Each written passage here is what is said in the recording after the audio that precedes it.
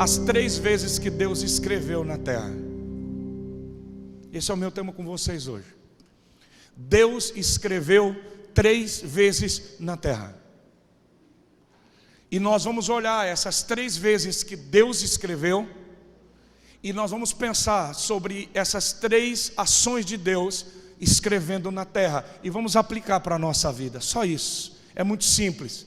Você vai voltar para casa e vai dizer: olha, o pastor pregou lá sobre as 3 vezes que Deus escreveu, e você não vai esquecer mais.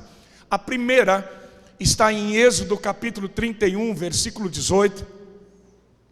Êxodo 31, versículo 18. Se o pessoal me ajudou hoje, aí ó, vocês são demais. E deu a Moisés, quando acabou de falar com ele no Monte Sinai, as 2 tábuas do testemunho, tábuas de pedra, escritas pelo dedo de Deus. Isso aqui me deixa louco, pirado, porque eu gosto de escrever. Eu sou do tempo em que a gente fazia caderno de caligrafia. Hoje eu fico desesperado com esses meninos que só sabem escrever no celular, e tudo reduzido. É você VC, também TB. É muito legal, porque vocês são muito mais inteligentes que a gente. Mas eu tinha caderno de caligrafia. Quem teve caderno de caligrafia aqui? Tem uns caipira aqui que nem eu. E eu trabalhei desde os 11 anos de idade no escritório de contabilidade. Eu trabalhei com contabilidade grande parte da minha vida. E eu sou do tempo que a gente fazia lançamento no escritório de contabilidade, lançamento nos livros de inventário, entrada, saída, e a gente tinha que ter letra. Então, assim, modéstia à parte, eu gosto de escrever e escrevo bem, porque eu tive essa escola. Mas eu aprendi também a ler uma pessoa pela escrita dela. Então eu vejo uma pessoa escrevendo, e eu fico pensando na personalidade, como é que essa pessoa é na vida dela. Esse tempo atrás, a minha esposa foi numa médica ginecologista, uma japonesa bem novinha, muito inteligente, e eu gosto desses médicos novos, assim, que eles têm tanta coisa, E eu fui com a minha esposa, e eu vi essa médica, uma filha de um amigo meu, que também é médico, já um japonês, e ele falou: cara, você tem que levar a tua esposa da minha filha. E nós fomos lá, e foi muito legal, porque ela realmente é surpreendente, essa médica. Ela não é só uma ginecologista, hoje trabalha com medicina integral, com medicina preventiva, ortomolecular, então é um negócio muito bacana. E ela conversou com a minha esposa, tal, fiquei muito admirando ela. E aí ela pegou a caneta e começou a escrever a receita. Eu já comecei a admirar, porque geralmente os médicos digitam a receita hoje. Mas ela começou a escrever, e a letra dela era toda caída para a esquerda aqui. Ela escrevia assim, tudo caída para a esquerda. Tem gente que escreve tudo caído para a direita. Tem gente que escreve tudo redondinho. E tem gente que escreve tudo garranchado, que é teu caso.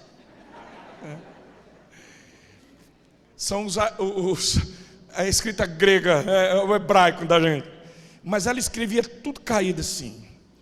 Aí eu olhei para ela assim e disse: doutora, a senhora é muito inclinada só para um lado da vida, mas a senhora não consegue olhar para o outro lado. Ela olhou para mim assim, falou: ué, será que esse cara está tendo uma revelação? Falei: não, é só a letra. Tem muitas coisas que revelam a gente, a letra é uma delas. Eu estou falando isso para você porque o senhor já imaginou como era a letra de Deus? Porque o texto está aqui, irmãos. O dedo de Deus entrou na pedra e Deus escreveu. O dedo de Deus virou uma pena, uma caneta, e ele começou a escrever os 10 mandamentos. Eu não sei se você já parou para pensar como que era a letra dele.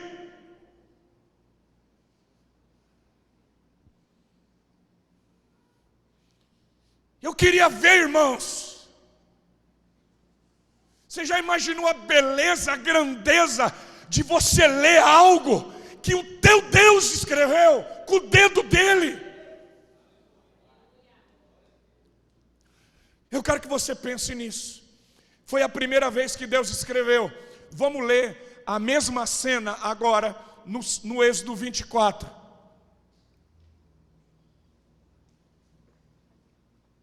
E deu a Êxodo 24, desculpa, Êxodo 24, 12. Êxodo 24, 12. Eu vou ler no telão, só porque minha tradução está diferente aqui.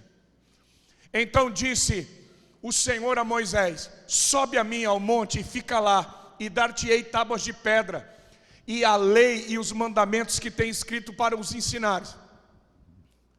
Vai seguindo, vamos comigo. E levantou-se Moisés com Josué seu servidor, e subiu Moisés o monte de Deus.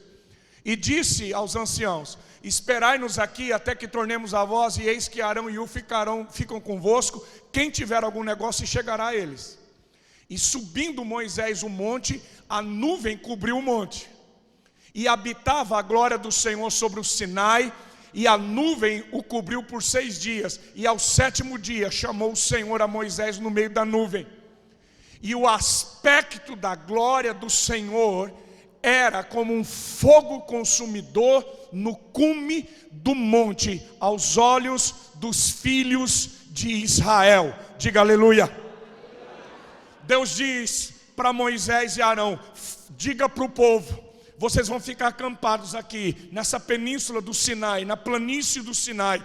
Vocês não vão subir o monte, eu vou subir com Arão, eu vou subir com Josué, Arão e Hu vai ficar com vocês, e Deus vai escrever. Deus me disse que aquilo que Ele falou, Ele vai escrever em tábuas, para nós guardarmos, para ficar registrado, para que não aumente nem diminua aquilo que foi transmitido de forma oral. Deus diz: sobe agora, Moisés, e eu vou te dar as tábuas, eu vou escrever para você ensinar esse povo e guardar esse povo.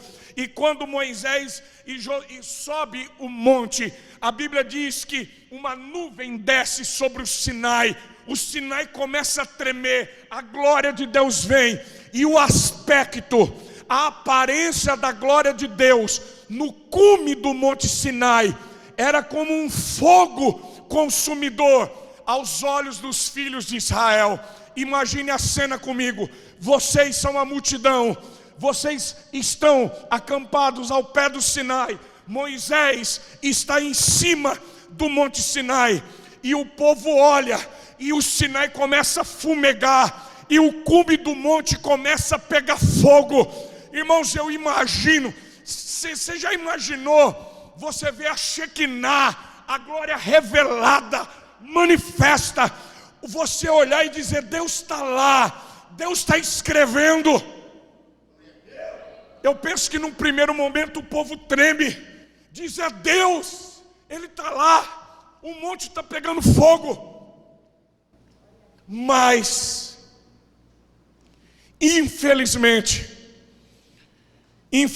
no capítulo 32, não precisa mostrar não, no capítulo 32, esse povo, eles se acostumaram em ver a glória de Deus de longe. E quem vê a glória de Deus de longe começa a ver os problemas de perto. Eles se acostumaram em ver o Sinai pegando fogo e eles apenas assistindo. Eu acho que você já entendeu o que eu estou pregando. O grande problema da igreja, o grande problema dos crentes, é quando a gente se acostuma com a glória de Deus. Sabe quando você se acostuma a ser crente? Você se acostuma a ler a Bíblia, você se acostuma a orar. A gente acostuma com os cultos e vira apenas um ritual. A gente acostuma a levantar a mão, a gente acostuma da glória a Deus, e nós nos tornamos apenas espectadores. A gente começa a falar de experiência dos outros, a gente começa a contar o que Deus está fazendo lá no cume do monte, mas nós não temos nenhuma experiência de quando nós entramos na presença dEle. A minha pergunta para você hoje é: qual foi a última vez que você sentiu a glória de Deus pegando fogo dentro de você? Porque quando Jesus morre, quando Jesus está na cruz e o soldado atravessa ele de um lado para o outro, o coração de Jesus é atravessado, o véu do templo que separava do Santo dos Santos, do lugar da presença, o véu é rasgado de cima para baixo. E a Bíblia diz que hoje, na nova aliança, eu e você, nós não precisamos ficar no pé do monte. Hoje eu e você temos autoridade para entrar na presença, no Santo dos Santos, na nuvem, na glória, diante do nosso Deus. Hoje eu e você podemos estar diante dele e adorarmos em espírito e em verdade. Sabe, Deus está fazendo algo na terra. Deus está fazendo algo na terra. O que prepara a igreja, a noiva, para se encontrar com o noivo, é uma preparação, é um derramar, é o azeite das 5 virgens prudentes. Deus está levantando uma igreja que não apenas vai assistir, mas que vai ser protagonista de um avivamento. E a minha oração para Deus é: Deus, eu não quero ficar assistindo. Deus, eu não quero ficar vendo. Esse povo que estava vendo a glória de Deus, Deus estava escrevendo lá, e eles chegam para Arão e diz: faz um bezerro de ouro para nós. Porque quando você vê Deus de longe, você começa a levantar ídolos que estão perto. A igreja precisa ter uma experiência com o Espírito Santo. A igreja precisa entrar na nuvem de novo. A segunda vez que Deus escreveu na terra,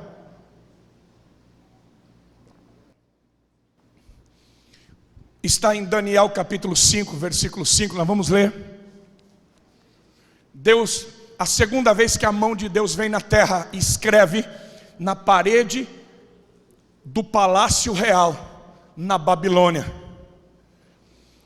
Na mesma hora, apareceram uns dedos de mão de homem e escreviam de fronte do castiçal, na estucada, na parede caiada do palácio real. E o rei via a mão que estava escrevendo. Continua.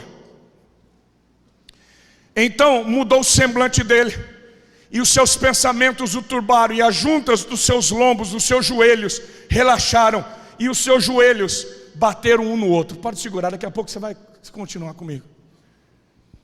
Para você que está aqui visitando a gente, deixa eu contar essa história, e nós vamos terminar lendo o fechamento do que Deus escreveu na parede do palácio na Babilônia. Aqui, nesse contexto, aqui nesse momento, quando a mão de Deus vem para escrever a segunda vez, o rei Nabucodonosor, o grande imperador da Babilônia, havia morrido. E o seu filho Belsazar assumiu o poder, o maior império da terra naquela época. Babilônia dominava praticamente todo mundo conhecido daquele tempo.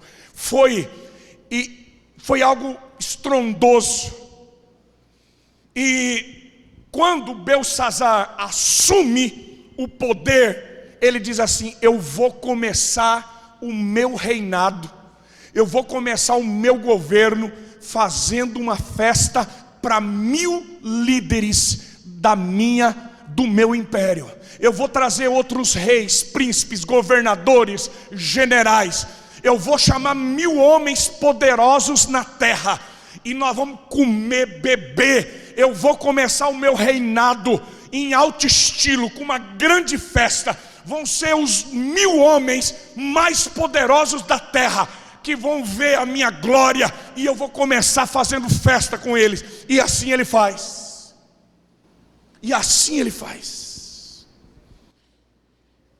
E quando eles estão ali, comendo, bebendo, quando tomou uma, duas, três, como estava alto no vinho, na bebida fermentada, muita festa, mulheres, dançarinas, concubinas, o Belsazar disse: é o seguinte, a nossa festa não vai ser só uma festa normal.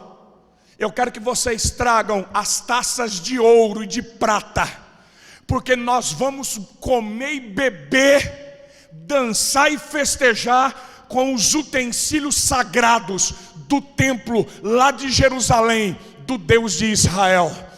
As taças de ouro, os utensílios que o meu pai trouxe lá de Jerusalém, nós vamos tomar e chapar com as coisas sagradas de Deus. E então os seus servos trazem as taças de ouro e de prata, e eles começam a beber e a prestar culto aos deuses de ouro, de prata, de bronze, de ferro, de madeira, de pedra, e eles estão dançando, se embriagando, fazendo tudo aquilo, e Deus olha do céu, e Ele manda, Ele vem, e a mão dele começa a escrever na parede daquele palácio.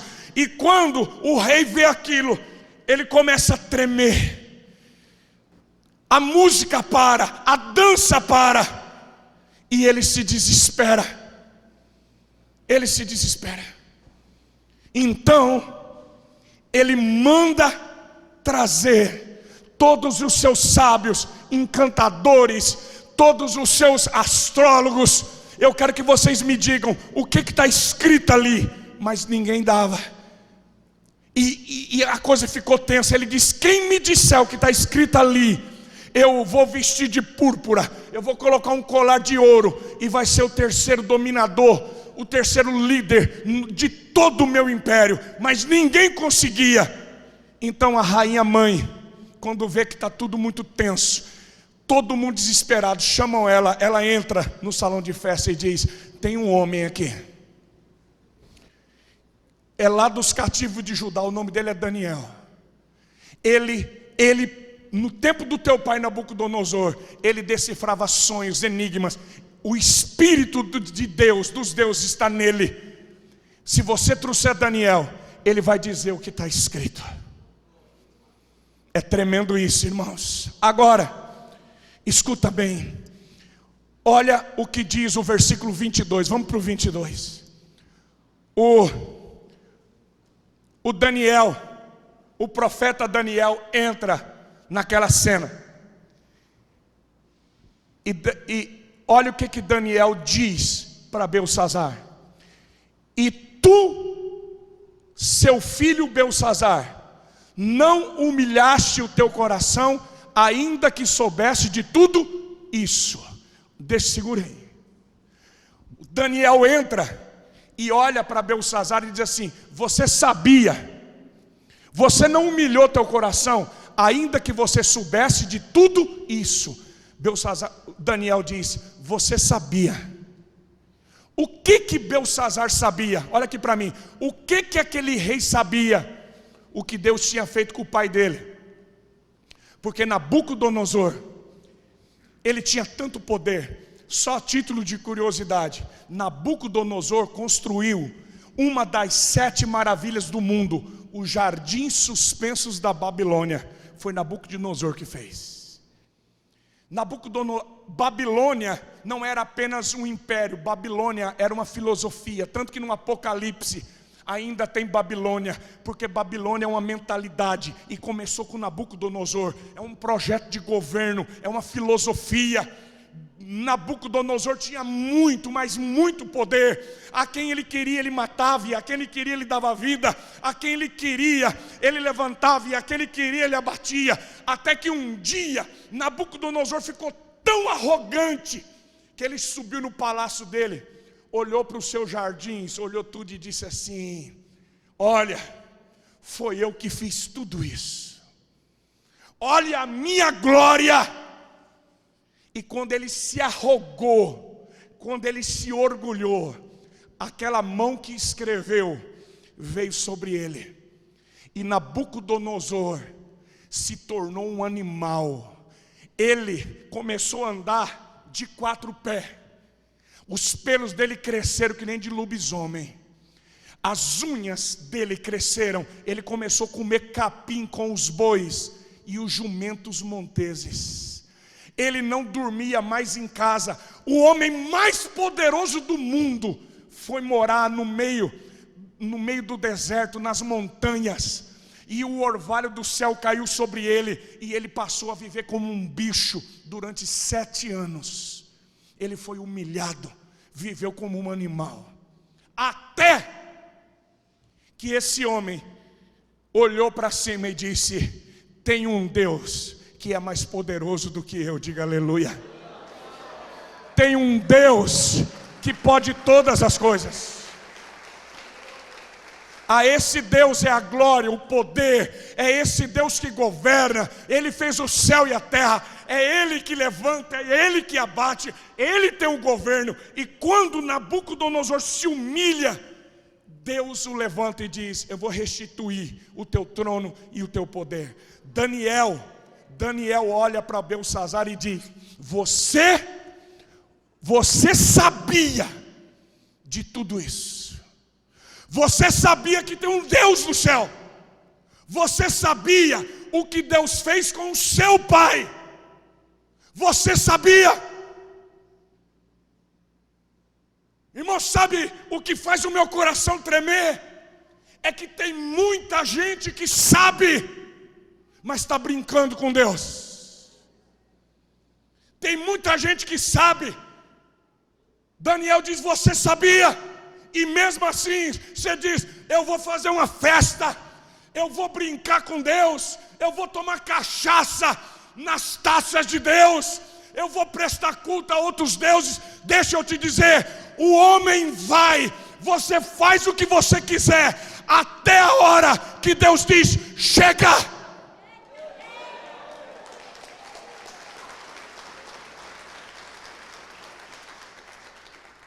Tem lugar que Deus chega e a festa começa. Tem lugar que Deus chega e a festa termina.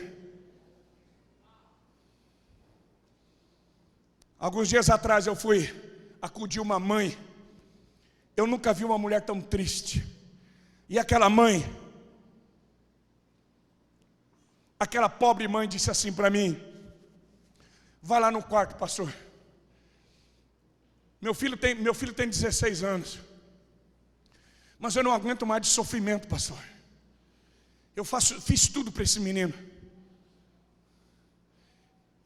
Eu trabalho que nem uma louca para dar um futuro para esse menino. Mas vai lá, pastor, fala com ele. Eu não estou aguentando mais, esse menino está me matando. E eu fui. Entrei no quarto do infeliz. Um monte de placa, O quarto do moleque estava um lixo, o quarto fedia. Porque onde o pecado está, você sente o cheiro do pecado. O pecado fede. Você já prestou atenção? Vai numa boca de fumo, onde o cara está fumando crack. Vai numa casa de prostituição, numa zona. É cachaça, é sexo, é cheiro. O pecado fede, irmãos. O boteco fede, o baile funk fede. O pecado é horrível. O cheiro do pecado é horrível. E eu entrei naquele quarto. E o moleque olhou para mim assim e disse: e aí, pastor, tudo bem? Falei: joia, brother, tranquilo. Ele falou: qual é a parada? Falei: cara, a parada é a seguinte: a tua mãe está lá e ela está morrendo por sua causa. Ele olhou para mim e disse assim: ninguém tem nada com a minha vida. Eu vou continuar fumando meus blau. Eu gosto da maconha. Eu vou continuar cheirando a minha cocaína, fumando o meu narguile. Eu vou curtir. O Senhor não tem nada com a minha vida. Deus não tem nada com a minha vida. A minha mãe não tem nada com a minha vida. Eu faço o que eu quero. Eu olhei para ele e disse: é verdade. Você faz o que você quer. Olha aqui para mim. Você faz o que você quer. Você quer dançar, vai. Você nunca viu Deus apagar o cigarro de ninguém. Deus não arranca o cigarro de ninguém. Deus, ele não quebra o copo de cachaça de ninguém. O cara bebe uma pinga e dá para o santo ainda. Eu não sei que santo do Satanás é esse, mas ele dá. Você não vê o copo quebrando, porque você vai. Eu vou, vai. você faz. Quer fazer uma festa? Faz. Você vai até a hora que a mão de Deus vem, e quando Deus bate a mão no teu peito, Ele diz: chega! E você não dá um passo mais na sua vida. Você sabia, Belsazar. 23, filha. E te levantaste contra o Senhor do céu, pois foram trazidos os utensílios da casa dele perante ti, e tu e os teus grandes, e as tuas mulheres, e as tuas concubinas, bebeste vinho neles. Além disso, deste louvor aos deuses de prata, de ouro, de cobre, de ferro, de madeira e de pedra, que não veem, não ouvem, não sabem, mas a Deus, em cuja mão está a tua vida e todos os teus caminhos, a Ele você não glorificou. Então, de Deus foi enviada aquela parte da mão, e escreveu esta escritura. Esta, pois, é a escritura que Deus escreveu: Mene, Mene, Tekel e Parsim. Esta é a interpretação daquilo. Mene, contou Deus o teu reino e acabou. Tekel, pesado foste na balança e foste achado em falta. Pérez, dividido foi o teu reino e deu-se aos médios e persas. Então mandou Belsazar que vestissem Daniel de púrpura e lhe pusessem um colar de ouro no pescoço, e proclamassem a respeito dele que havia de ser o terceiro dominador no reino. Olha o final. Naquela mesma noite, foi morto Belsazar, rei dos caldeus, dos babilônios. O reino, ele achou que o reino dele ia durar muito, mas Belsazar tinha pouco tempo, porque naquela noite, mal começou, já acabou o governo dele. A segunda vez que Deus vem escrever na terra, Deus escreve na pedra de novo, na pedra daquele palácio. Olha aqui para mim. Se essa noite a mão de Deus vier a Belém, se a mão de Deus escrever a teu respeito hoje, o que Deus vai escrever? Se Deus me colocar na balança hoje, quando a gente está fazendo festa, dançando, bebendo, quando a gente está namorando, quando a gente é jovem, a gente não para pensar que pode ser a nossa última noite. Em último lugar, a terceira vez que Deus escreveu na terra,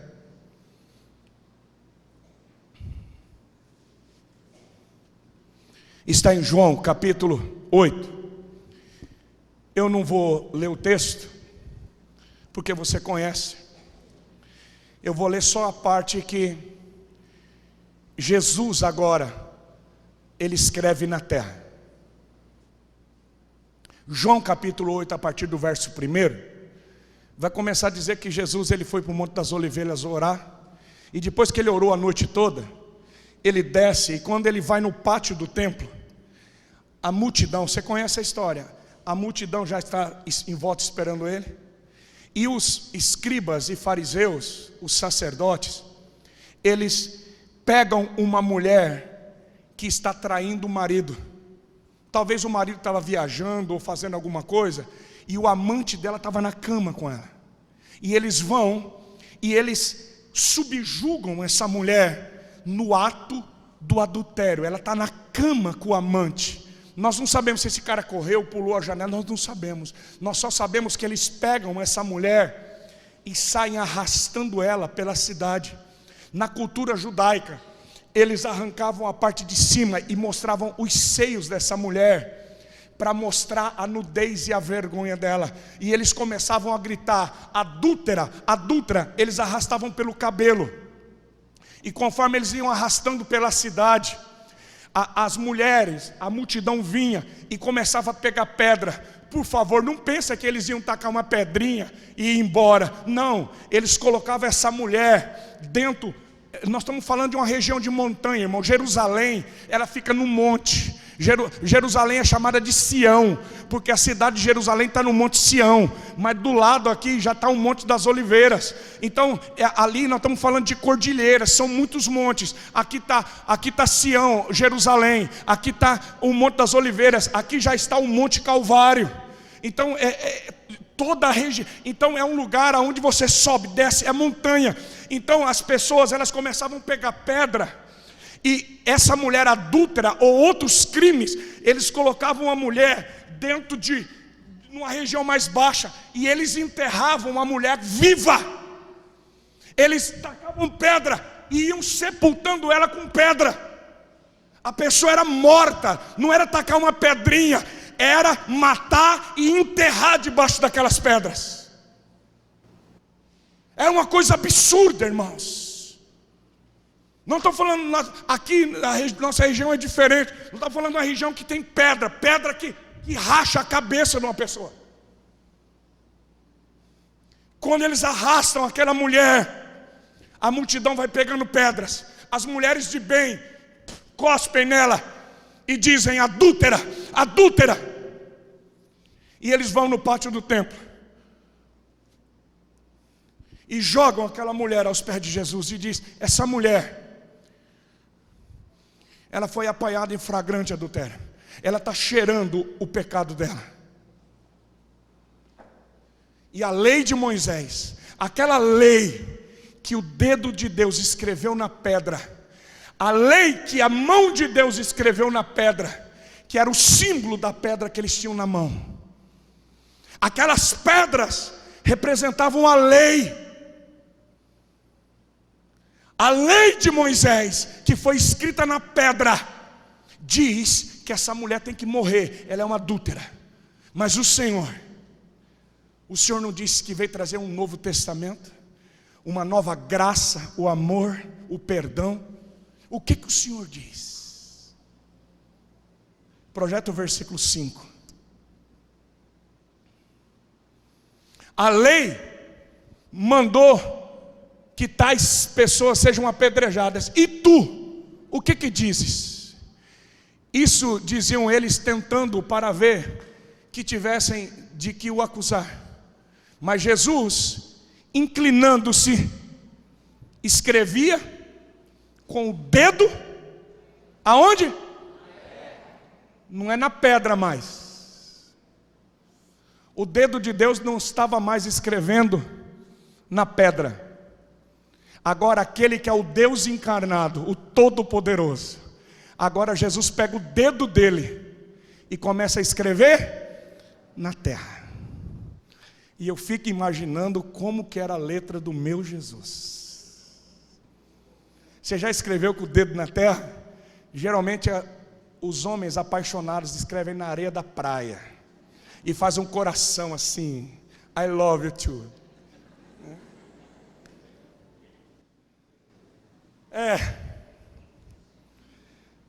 Jesus escrevia com o dedo dele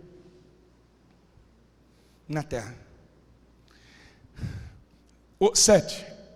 E como insistissem perguntando-lhe, endireitou-se e disse-lhes: aquele que dentre vós está sem pecado, seja o primeiro, atire a pedra contra ela.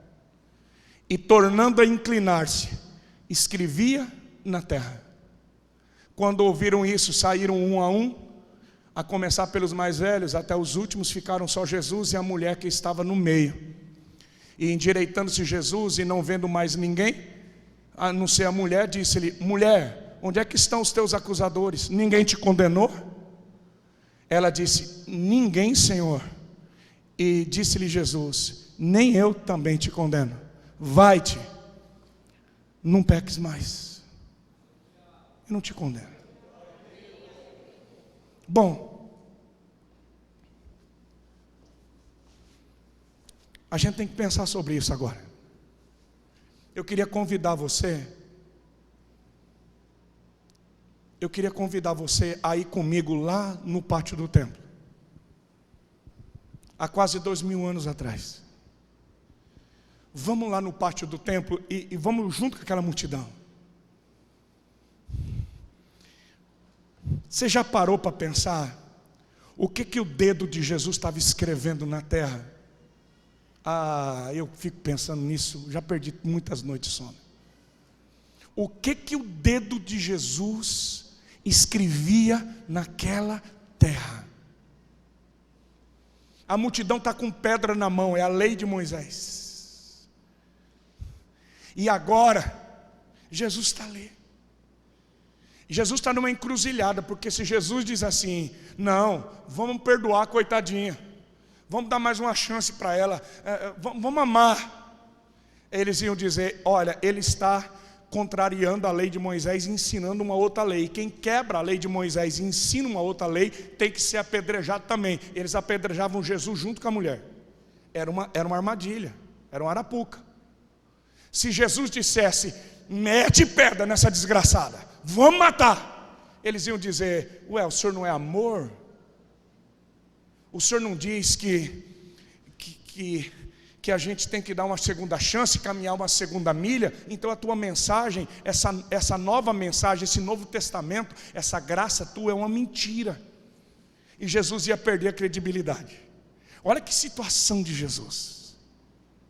Agora, imagina que Jesus está ali escrevendo, e ele está numa encruzilhada dessa, e ele olha para você e diz assim, ô neto, o que a gente faz com essa mulher? Já pensou? Já pensou, Jesus? Minha filha, me ajuda. O que a gente faz com essa adúltera? Mas eu sei que vocês têm um coração bonzinho. Vocês vão dizer, olha,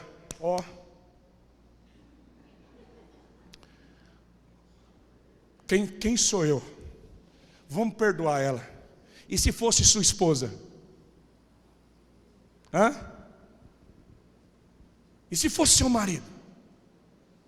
Você pega teu marido com a vizinha na cama. Vamos perdoar o coitadinho. Não, vamos dar uma chance para ele. Você pega a sua mulher na tua cama com o amante dela. Ô Jesus, vamos perdoar. Olha, eu sou muito bonzinho, vamos dar uma chance para ela. Você é assim? Irmãos, sabe, o amor e o perdão é muito bonito quando é na casa do vizinho. Falar sobre amor e sobre perdão é muito legal quando é na vida dos outros. Mas quando você é o traído,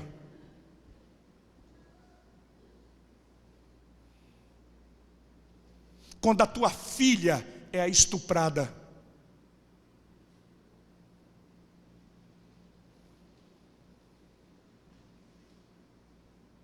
amor é muito bonito quando a gente canta, mas é muito difícil quando a gente tem que viver.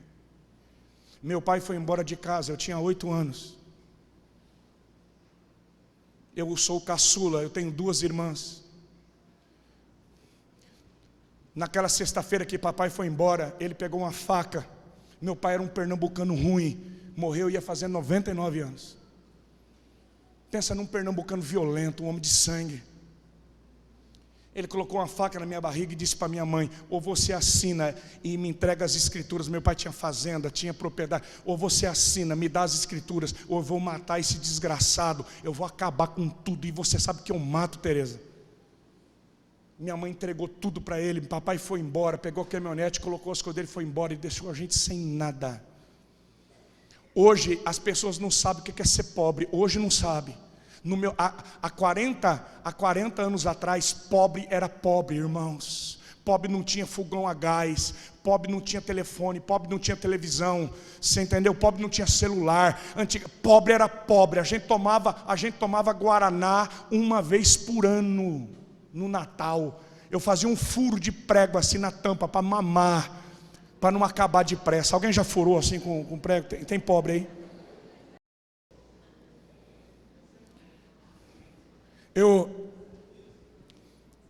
Mamãe já era crente, irmãos. Minha mãe era crente. Naquela sexta-feira que meu pai foi embora, a gente não sabia o que falava, minhas irmãs também não. E a minha mãe estava na cama dela com a velha Bíblia preta de zíper assim. E nós subimos na cama dela, ninguém falava nada, a gente não tinha assunto. Então minha mãe, ela aprendeu a ler na Bíblia, ela é semi-analfabeta. Ela abriu no Salmo 23 e começou: o Senhor é meu pastor e nada me faltará. Deitar-me faz em verdes pastos, guia-me mansamente às águas tranquilas. Refrigera a minha alma e guia-me por vereda de justiça, por amor do seu nome. Ainda que eu andasse no vale da sombra da morte, não temeria mal algum, porque até ali tu estás comigo, a tua vara e o teu cajado me consolam. O Senhor prepara uma mesa perante mim, na presença dos meus inimigos, unge a minha cabeça com óleo, o meu cálice transborda. Certamente que a bondade e a fidelidade me seguirão todos os dias da minha vida, e habitarei na casa do Senhor por longos dias. Minha mãe fechou a Bíblia, olhou para nós e disse: o papai foi embora, mas o papai do céu não foi. Deus, pode aplaudir o Senhor.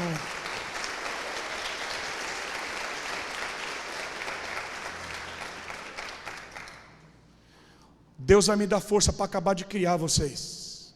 Ela disse: nós vamos orar. Irmãos, eu não esqueço daquela sexta-feira.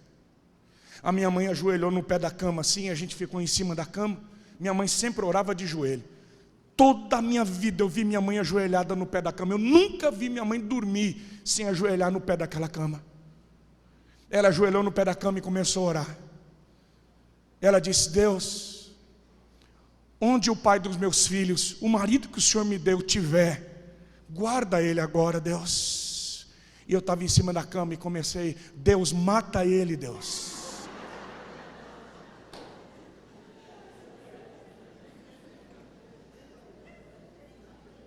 Faz ele bater aquela caminhonete e se arrebentar. Eu quero que ele morra, Deus. E minha mãe orando: salva meu marido, Deus. Tem misericórdia da vida dele. Eu disse: essa mulher é louca. Irmãos, eu peguei um ódio tão grande, irmãos, tão grande. E esse ódio me consumiu. Eu fiz um juramento, eu falei: eu vou crescer, eu vou tirar minha mãe da roça. Minha mãe só trabalhava na roça capinando seringueira. Eu vou estudar, eu vou vencer na vida, eu vou tirar minha mãe da roça, eu vou encontrar aquele desgraçado e eu vou matar ele com aquela faca. Eu sonhava toda noite matando meu pai. Eu tinha ódio dele. Mas o que me deixava intrigado era que minha mãe cantava. A minha mãe acordava às 5 horas da manhã para fazer o arroz. A gente comia arroz e mamãozinho refogado. Algumas pessoas dizem assim para mim: ai pastor, mamãozinho refogado é tão gostoso, come um ano inteiro para você ver.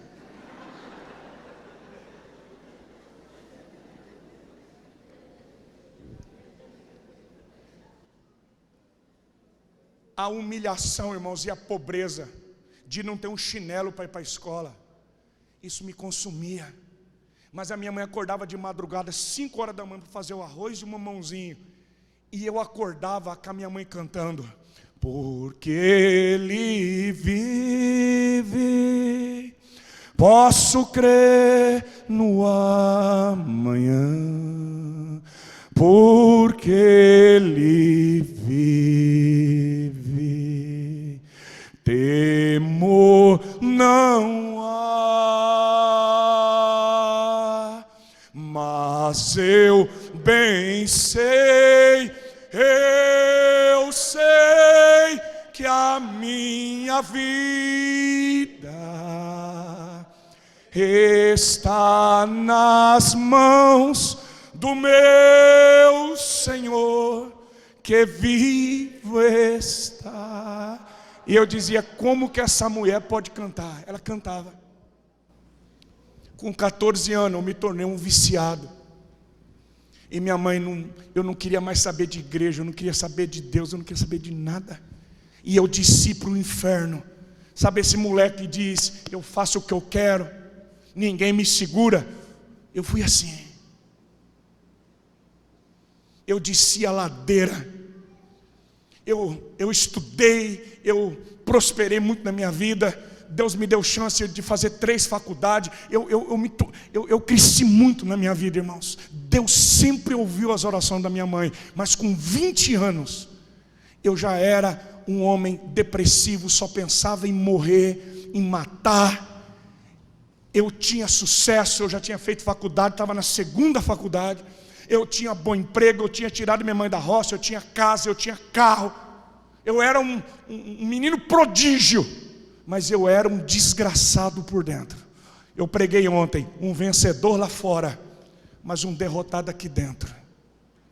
Sabe quando as pessoas olham e acham que você é feliz, que você bebe, você dança, mas quando eu voltava para casa, eu pensava assim: se eu morrer agora, eu vou para o inferno, porque eu sabia da verdade. Um dia minha mãe olhou para mim e disse: minhas irmãs se casaram muito cedo, só ficou eu e mamãe. Um dia minha mãe olhou para mim e disse assim: você é igualzinho seu pai. Eu falei: não, mãe, aí não, eu não sou igual ao meu pai. Ela disse: você é igual ao seu pai. Seu pai era um viciado em jogo, você é um viciado em cachaça. Seu pai era um prostituto, você não ama ninguém, você usa as pessoas. Você não ama nem você mesmo, você está se matando. Olha no espelho, você é um bêbado, você é um viciado. Eu nunca sei se você vai chegar vivo ou morto em casa. Eu chegava em casa, irmãos, ela estava de joelho orando, aquilo me cortava, ela não falava nada. Eu deitava na cama, ela tirava meu sapato e colocava a mão na minha cabeça e orava. Aquilo me trucidava. Então eu olhei para minha mãe e disse: não, mãe, eu vou mudar, a senhora vai ver. Eu não vou ser assim não. E eu fui firme, irmãos, assim uns 3 dias.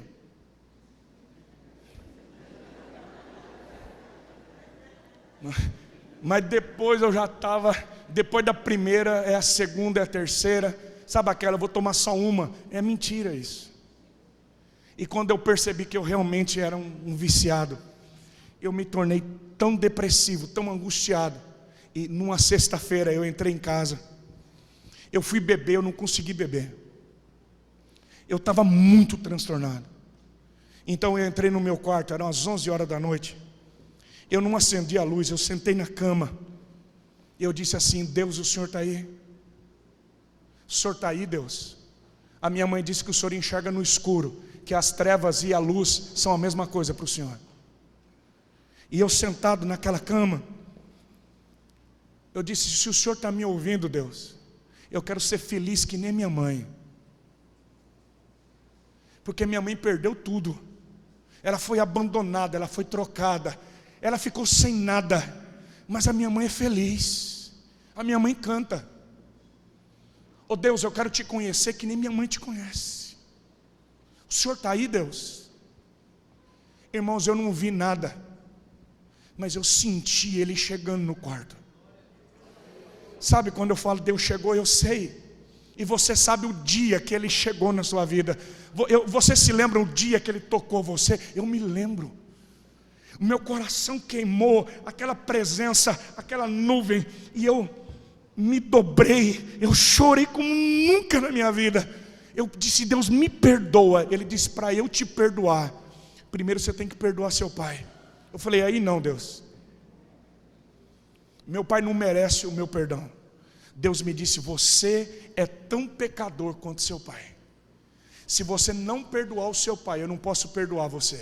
E eu me lembrei da oração do Pai Nosso: perdoa os meus pecados, assim como eu perdoo quem me tem ofendido. Qual é a medida que Deus me perdoa? A medida que eu perdoo também.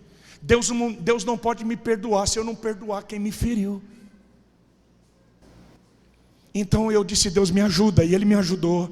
E eu liberei perdão, eu chorei, me arrependi. Foi tão lindo. Eu disse: Deus, deixa eu dormir no teu colo. Tinha uma garrafa de uísque na cabeceira da cama, eu não precisei daquilo. E eu dormi como nunca na minha vida. Algo aconteceu dentro de mim. No sábado, eu não falei nada, fiquei na minha. Eu morava na rua da igreja, primeira igreja batista, lá no Mato Grosso do Sul. E a igreja não dava nem 3 quadras, 2 quadras e meia da minha casa assim. E quando a minha mãe, igreja no Mato Grosso, assim, tem culto sábado, domingo, se deixar tem culto a semana inteira, porque a programação das pessoas é só igreja, né? Cidade pequena. E no sábado tinha culto. A minha mãe pegou a Bíblia dela, estava saindo. Quando a minha mãe saiu, eu peguei a minha também, a minha velha Bíblia, sacudi a poeira, parei com ela. Ela olhou para mim e falou: você vai para onde? Eu falei: vou para a igreja com a senhora. Eu falei: é mesmo? Sábado à noite? Eu falei: é.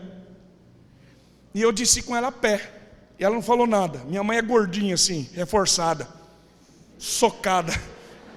Ela é baixinha assim, pensa nos 150 quilos de unção assim. Deus se agrada da gordura. Minha mãe é feliz, né?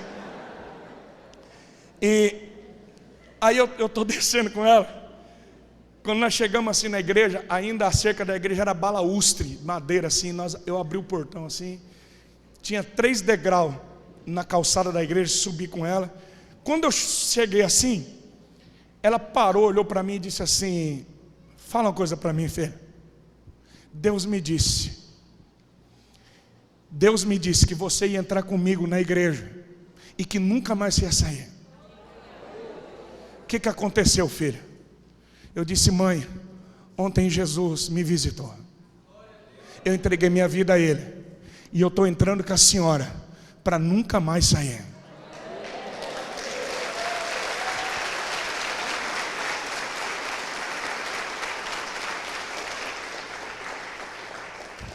Eu estou passando o horário, mas eu vou embora amanhã, então deixa eu terminar. Posso terminar? Então me ajuda aí. Deixa eu terminar. Irmãos, eu tinha 20 anos. Eu estava no primeiro ano da minha faculdade de Direito. Deus me disse: em 30 dias eu te tiro daqui. E eu fui para o estado de São Paulo. Eu fui recomeçar a minha vida. Deus me tirou daquele ambiente, do meu relacionamento errado, dos amigos errados. Eu fui embora. Em 30 dias Deus me tirou. E Deus movimentou minha vida muito rápido. Eu comecei a pregar na faculdade. Eu fui para a igreja, já tocava, cantava, liderando jovem, pregando, orando, jejuando. E um dia Deus me disse assim: você precisa procurar seu pai. Fazia 2 anos que eu estava chapado do Espírito Santo, orando, jejuando, pregando, ganhando vidas, pregando na faculdade. Eu pregava no intervalo, pregava dentro da classe. Eu levava a Bíblia para a faculdade de Direito. Eu fiquei doido por Jesus. Sabe aqueles caras que quer converter todo mundo, aquele cara que fica chato? Eu fiquei desse jeito. As pessoas corriam de mim, falavam: o cara, ele leva a Bíblia, eu levava a Bíblia para a escola. E Deus me disse: você precisa procurar seu pai. Eu disse: Deus, então me ajuda. Olha o que Deus faz. Um amigo meu da faculdade disse: Jetro, você pode dar teu testemunho, ministrar uma palavra na igreja do meu pai, lá no Mato Grosso do Sul? Eu falei: posso. Igreja Avivamento Bíblico no Brasil. Quando eu pesquisei, meu pai estava morando naquela cidade. Eu não via, não sabia como é que ele estava, não tinha. Eu disse: Deus está preparando. E eu fui. Quando eu cheguei na cidade, eu procurei a casa dele. Meu pai perdeu tudo, perdeu fazenda, perdeu caminhonete. Ele estava morando num barraco, vivendo de uma aposentadoria e muito doente. Já estava bem velho. Quando eu nasci, meu pai já tinha 57 anos. E quando eu cheguei no portão dele, ele me viu, ele me reconheceu na hora. Foi incrível aquilo. Porque eu era um menino quando ele me deixou. Mas ele me viu na hora. Ele se levantou de uma cadeira de ar, assim, de cordinha verde, e disse assim: o que você quer aqui, filho? Ele tinha medo de mim. Medo de vingança. O que você quer aqui, filho? Eu disse: calma, pai. Eu não vim aqui para lhe fazer mal. E ele foi até o portão. Eu disse: pai, eu vim aqui para pedir perdão para o senhor, porque eu te odiei minha vida inteira. E aí ele desmontou. Ele começou a chorar e disse: eu que tenho que pedir perdão para você. Eu falei: não, pai. Há 2 anos atrás, Jesus me disse para perdoar o senhor. O senhor já está perdoado. Eu vim aqui dizer que eu estou orando para o senhor e que Jesus me ensinou a amar o senhor. Irmão, meu pai é bem pequenininho. Pensa eu não sei porque que eu saí grande. Uns cruzamentos de jumento que são uns cavalão, né? Uns burrão, na verdade, né? Meu pai pequenininho, assim, um pernambucano, pequeno. Ele me catou pelo meio, assim. Eu nunca tinha abraçado meu pai. Nunca. Foi o primeiro, graças a Deus, o primeiro de muitos abraços. Ele me abraçou e a gente chorou. Eu orei com ele e disse: pai, eu vou pregar numa igreja de avivamento bíblico, lá na rua tal, lá embaixo. Ele olhou para mim: virou pastor? Eu falei: não, na época eu nem pensava em ser pastor. Eu falei: não, eu prego o testemunho que Deus fez na minha vida. Na época eu tinha 2 empresas, eu tinha comércio, eu estou fazendo faculdade. Ele me falou: Tudo bem, não conversei muito com ele, porque a gente não tinha muito assunto. Mas eu sabia que papai não gostava de crente, não gostava de igreja. E eu fui embora, fui com meus amigos. E quando começou o culto à noite, pensa na igreja pequenininha, irmão, pequena, do tamanho desse palco aqui, 2 fileiras de banco assim, igreja antiga, desculpa os bancos antigos aí, igreja antiga assim, de banco, entendeu? De 98 anos. A próxima vez que eu chegar aqui não vai ter mais esses bancos, em nome de Jesus. Diga aleluia. Aí, tá vendo, pastor? Nós vamos colocar cadeira nova aqui. 2 fileiras de banco assim, aquelas igreja bem pentecostal, antiga, né? Bem pentecostal, avivamento bíblico. E os presbíteros ali, e eu sentado na frente, e aquela cantoria, porque a igreja pentecostal todo mundo canta. A irmã, eu quero saudar os irmãos com a paz do Senhor, e para não ficar só nas minhas palavras um versículo, eu vou cantar uma música, o playback sorta, e o canto, e canta um, e quem quer cantar, passa a pessoa na rua, vem cantar também, todo mundo canta nessas igrejas. Não acaba a cantoria. É as oportunidades. Os músicos não acompanham, perseguem, né? E aí passaram a palavra para mim. Quando eu subi assim para ministrar, quando eu olhei atrás assim, do lado esquerdo, o terceiro assim, meu pai era bem careca. Eu vi a carequinha dele, o chapeuzinho do lado. Papai estava lá. Quando eu vi papai, parece que não tinha mais ninguém na igreja. Eu não lembro até hoje o que eu preguei, porque eu queria converter ele. Sabe quando você prega? Parecia que só tinha eu e ele. E eu pensava, Deus, tem que ser hoje, porque o Senhor está fazendo tudo isso. E eu preguei, falei o que Deus fez na minha vida.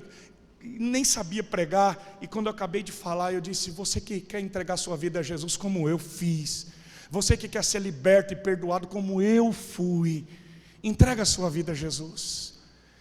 Vem aqui na frente, eu quero orar por você. E para a glória de Deus, o primeiro que ficou de pé foi o papai. Irmãos, pode aplaudir o Senhor.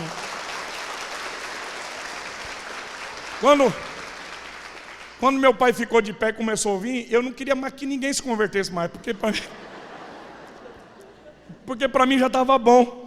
Então eu disse assim, e eu no meio dos bancos assim, eu me ajoelhei com ele, e nós fomos até os pés da cruz. Vou terminar a história.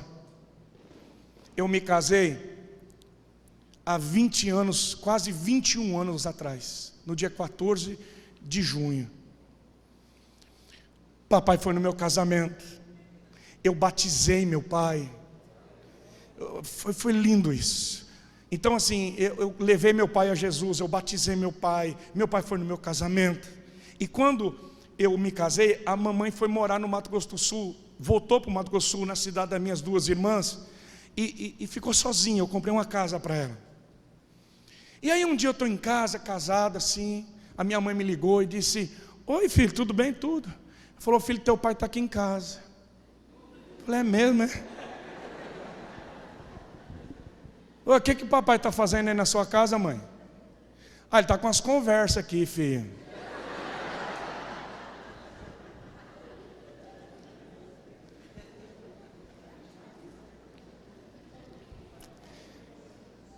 Ele me disse, Tereza, eu não mereço nada, não mereço teu perdão, eu não mereço nada, eu não tenho nada para te oferecer, eu perdi tudo, eu estou velho, eu estou doente. Mas eu queria te pedir, Tereza, deixa eu morrer do teu lado, deixa eu terminar do teu lado. Eu disse, ô mãe, o que você falou para ele? Filho, você sabe, né?